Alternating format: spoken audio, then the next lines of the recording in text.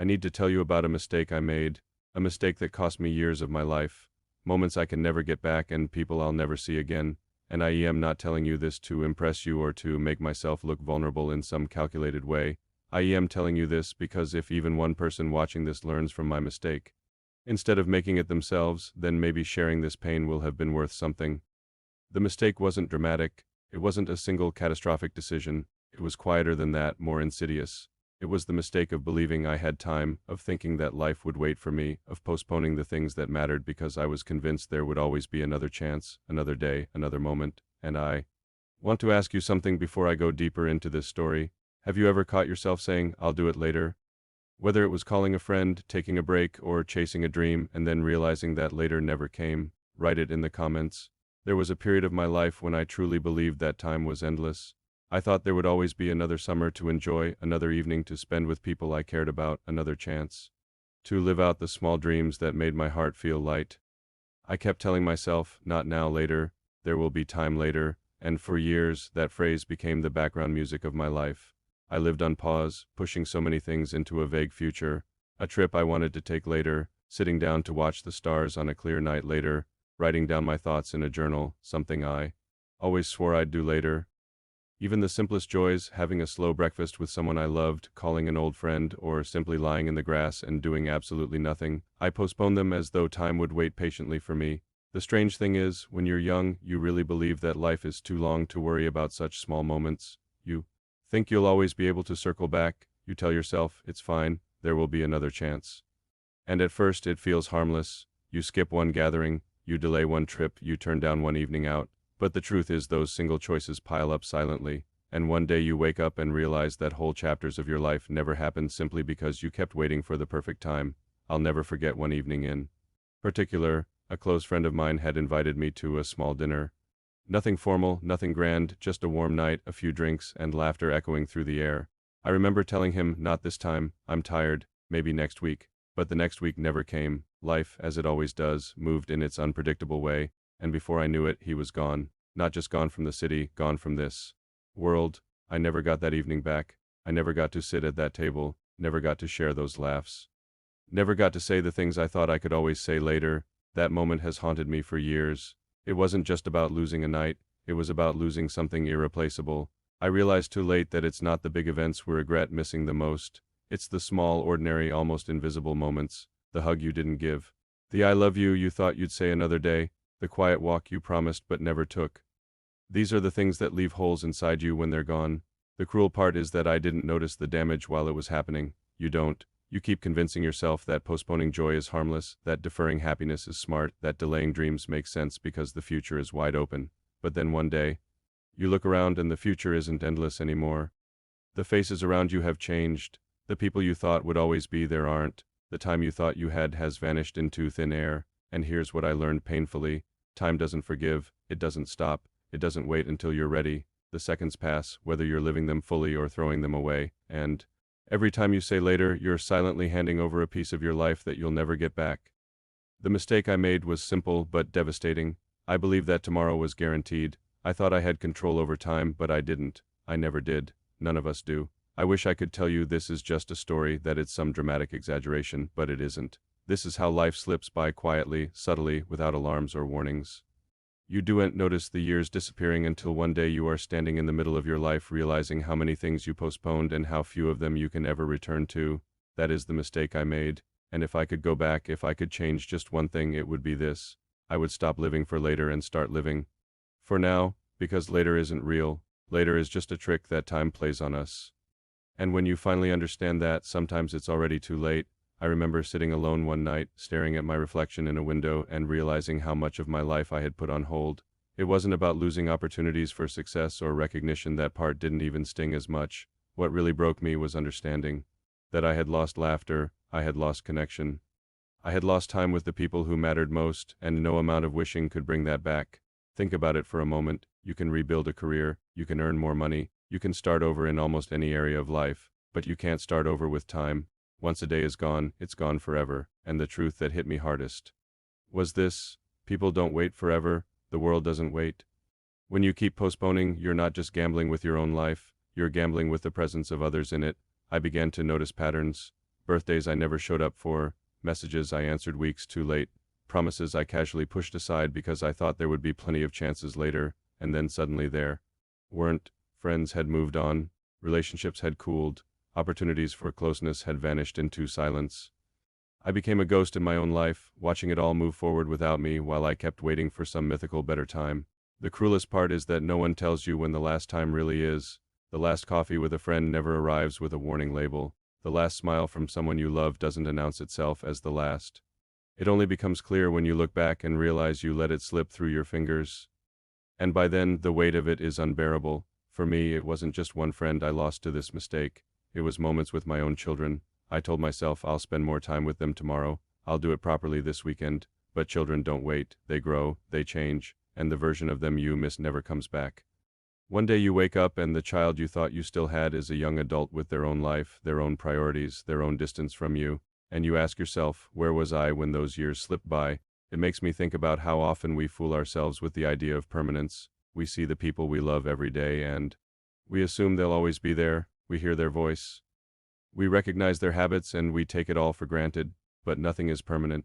Nothing is promised. And when you live for later, you don't just waste your own life. You waste the lives intertwined with yours. I've carried that mistake like a scar, and the deeper I think about it, the more I realize how small the reasons were that I gave myself at the time. I was tired, I was distracted, I thought something else mattered more in the moment, but years later, none of those excuses mean anything. All that's left is the memory of a door I didn't walk through, a conversation I didn't have, a presence I didn't give. If you've ever felt that sting, the regret of missing something that you can't get back, you know exactly what I'm talking about, and if you haven't yet, I promise you this. The day will come when you do, and it will shake you in ways you never imagined. Here's the reality I had to face. Life doesn't punish you loudly for these mistakes. It punishes you quietly, with silence, with absence, with the knowing ache of what if. And those are wounds that don't heal easily because there is no way to go back and fix them. I used to think I'd have decades to catch up, to repair, to show up later. But now I know there is no later, there's only now. Every smile you choose not to return, every moment you choose to ignore, every later you believe in, they all add up until you find yourself with nothing but a mountain of moments unlived. And I'll be honest with you, that realization broke me. It broke me in a way I never admitted to anyone at the time. It made me cry alone, made me lose sleep, made me question who I was becoming, and maybe the hardest part was realizing I wasn't unlucky, I wasn't cursed. I had done it to myself by believing I had time, by believing later was safe. But here's the truth I want you to feel in your bones. Later is a lie, later doesn't exist. If something matters, the only time to do it is now. Because one day, sooner than you think, later will turn into never. I remember the night everything shifted. It wasn't some dramatic epiphany with fireworks or a breakdown in front of a crowd. It was just me walking down an empty street after midnight, the city around me quiet in a way I hadn't heard in years. I'd left my phone at home by accident, a tiny mistake that felt uncomfortable at first, but slowly began to feel like oxygen. For the first time in a long time, there was no buzzing, no scrolling, no calendar reminders, just the sound of my own footsteps and the cool air hitting my face. I stopped under a street lamp and realized how unfamiliar the moment felt. When was the last time I'd been outside without a purpose, without rushing to get somewhere, without my mind already in the future? I couldn't even remember. I tilted my head back and saw the stars faint, blurred by city lights, but still there. And in that small, quiet second, a truth landed so hard it almost made me stumble. All the laterers I had been clinging to were just excuses not to live my life now. I was waiting for permission that would never come. Waiting for some invisible green light to tell me it was okay to enjoy being alive. It was like feeling a door open inside my chest. I thought of my friend, the one I'd kept promising to visit, the one whose messages I had marked and read because I was too busy. I thought of my kids' laughter echoing from another room while I sat scrolling on my phone instead of joining them.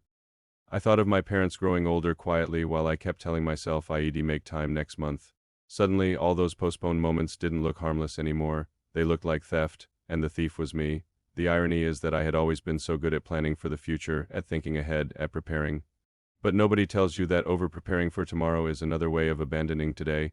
Nobody tells you how quickly someday turns into never. And as I stood there under that street lamp, I realized that the life I thought was waiting for me was already slipping away minute by minute, breath by breath. I wish I could tell you I fixed everything that night. I didn't. It's hard to undo a lifetime of postponing, but I did something I hadn't done in years. I turned around and walked home slowly. I let myself breathe. I let myself feel the cold night air instead of rushing to escape it. And when I got back inside, I picked up my phone, opened my messages, and wrote to the people I'd been putting off. I miss you. Can we meet this week? It felt small and awkward and late, but it was real. It was now, and here is the part I want you to remember because maybe you need to hear it the way I needed to hear it that night. No one is going to tap you on the shoulder and tell you it is time to start living. There's no magical moment when it becomes safe to take the trip call. The friend, watch the sunset, or simply sit quietly with someone you love. The only time you have is the one you're in right now. The only permission you'll ever get is the one you give yourself. There's something else I need to admit, another mistake that shaped me just as much as the one I've already told you about, and maybe this one is even harder to face because it wasn't about time slipping away, it was about silence, about all the words I never said. For a long time I convinced myself that silence was strength, that I didn't need to express everything I felt, that the people around me could simply feel what was in my heart without me spelling it out. I thought my presence was enough, that my actions spoke for me, that my loved ones didn't need to hear the words because they already knew. But here's the harsh truth I learned. People don't always know, they can't read your thoughts. And when you keep those words locked inside your gratitude, your love, your forgiveness, what you're really giving them is nothing. I've lost count of how many times I told myself, I'll say it tomorrow, I'll tell them later, just like with the time I wasted. I believed I had endless opportunities to speak, but silence is cruel. Silence waits for no one, and the words I left unspoken, thank you, I'm proud of you, I forgive you, I love you, those words turned into ghosts that follow me everywhere. They linger in my memory, and they echo in the spaces where voices used to be. And let me tell you this, silence doesn't just steal your voice, it steals your connections. It builds invisible walls between you and the people who matter most. You think they'll understand without you saying anything, but all they really feel is distance. And one day, when you finally gather the courage to speak, you might realize the moment is already gone. Silence is deceptive because it feels safe. It feels like control. You avoid vulnerability. You avoid the awkward pauses. You avoid the chance of being misunderstood. But in reality, you're trading temporary comfort for permanent regret. The words you swallow to protect yourself will eventually choke you. They will rise up in your mind in the quiet moments, reminding you of everything you could have said, should have said, but never did. I used to think, what difference does it make? They know I care, they know I'm grateful, they know I love them. But life has a cruel way of proving you wrong, because no matter how obvious it seems in your head, unspoken words don't exist outside of you. They vanish with you, they never reach the other person, and sometimes the silence you thought was harmless becomes the heaviest burden they carry, wondering why you never said what they needed to hear. I remember looking at people I loved, wanting so badly to say something, and then stopping myself out of pride, out of fear, out of that ridiculous belief that tomorrow was guaranteed. I would tell myself, it's not the right moment, they'll know without me saying it, I'll do it later. But later never came, and the silence that felt like strength at the time now feels like betrayal. Here's the truth no one likes to admit, silence kills relationships. It starves them. Words are the food of connection, and without them, everything withers. You can be standing next to someone every day yet still feel oceans apart because the words you never spoke left the bridge between you unfinished. And that's what I wish I had understood earlier, that words aren't just sounds, they are bridges. Bridges to people's hearts, to healing, to closeness. Every unspoken word is a bridge never built. And without bridges, you end up on an island of your own making. Trust me, it's a lonely place to be, but maybe the cruelest part of silence is this. You don't realize the value of the words until it's too late, until the moment is gone, until the person is gone, and then you're left with nothing but the echo of what you never said. And here's what nobody tells you about that kind of silence. It compounds. The longer you stay quiet, the harder it becomes to speak. The words you don't say today become the words you can't say tomorrow, and eventually you've built such a fortress around yourself that even when you want to reach out, you don't know how anymore. You've forgotten the language of honest connection. I used to think silence protected me, that if I didn't voice my love, my gratitude, my apologies, my fears, then I couldn't be rejected, couldn't be vulnerable, couldn't be hurt. But the truth is, silence hurt me more than any words ever could have, because at least with words, have a chance. With silence, you have nothing. There were people I worked with for years who I never really knew because I never asked real questions. There were friends who drifted away because I never told them how much they meant to me. There were family members who probably wondered if I even cared because I couldn't bring myself to say the words out loud, and for what? What did my silence protect me from? Connection, growth, love. It turns out the things I was so afraid of were exactly what I needed most. I think the breaking point came when I realized I was becoming invisible, even to myself. When you spend long enough not speaking your truth, you start to forget what your truth even is.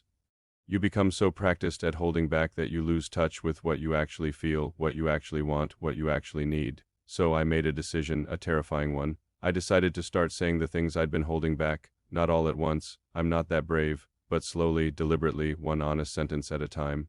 I started telling people when I appreciated them, when they made my day better, when something they did mattered, and yes, it felt awkward at first. Some people didn't know how to respond. Some probably thought I was going through some kind of crisis. But you know what? It was better than silence because at least they knew, at least the words existed outside my head.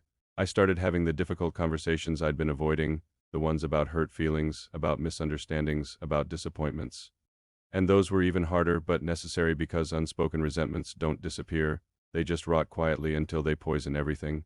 I started telling the people I love that I love them, regularly, not waiting for special occasions or perfect moments, just saying it.